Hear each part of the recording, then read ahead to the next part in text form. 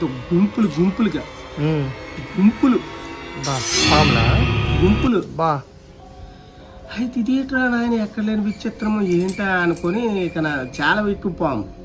ఆ తర్వాత మరి ఎందుకనేసి మరి అరగంట ఆగే ముందు అవి వెళ్ళిపోతాం అనేసి అంటే నాకు తెలిసిన మట్టుగా నాకు ఇక్కడ ఒరిజినల్ గుంపులు గుంపులు ఒరిజినల్ నాకు తెలిసిన మట్టుగా భగవంతుడు సాక్షి చెప్తాను. సరిగ్గా ఇలాగ ఉంది, లింగంకి ఎత్తుకుని ఉందన్నమాట.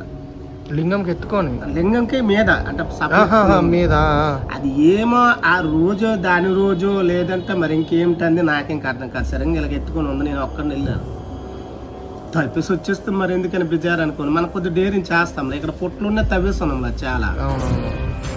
చూశారు కదండి ఎంతో మహిమగల ఈ శివాలయాన్ని. ఈ శివాలయం ఇంకా డెవలప్మెంట్ అవ్వాలని చెప్పి నేనైతే ఆశిస్తున్నాను. ఇలాంటి శివాలయాన్ని మీరు కూడా దర్శించుకోవాలని చెప్పి నేనైతే కోరుకుంటున్నాను. ఇలాంటి మరెన్నో అద్భుతమైన వీడియోస్ కోసం ఈ వీడియోను లైక్ అండ్ షేర్ చేసి మన ఛానల్ అయితే సబ్స్క్రైబ్ చేయండి. ఇంకా అలా ఇంటికి వచ్చిన తర్వాత నెక్స్ట్ డే ఆ గుడి యజమాని అయితే కాల్ చేశారు. ఎందుకంటే మనం షూట్ చేసి వచ్చిన తర్వాత ఆ రోజు రాత్రి ఆ గుడికి ఒక పెద్ద కొండశిలో పాము అయితే వచ్చిందంట. మనం మళ్ళీ ఆ గుడికి వెళ్ళి ఆనకొండ ఎక్కడుందో అని చెప్పి ఒక వీడియో తీద్దామా?